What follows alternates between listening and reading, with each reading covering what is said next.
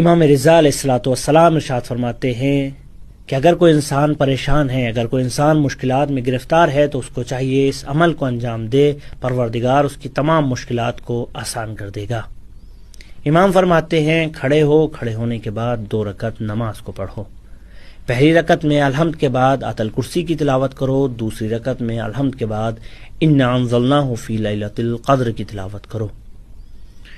اس کے بعد نماز کو تمام کریں۔ نماز کو تمام کرنے کے بعد قرآن کو اٹھائیں، اٹھانے کے بعد قرآن کو سر پہ رکھیں۔ وہ اعمال جو ہم شب قدر میں انجام دیتے ہیں اسی اعمال کو انجام دیں۔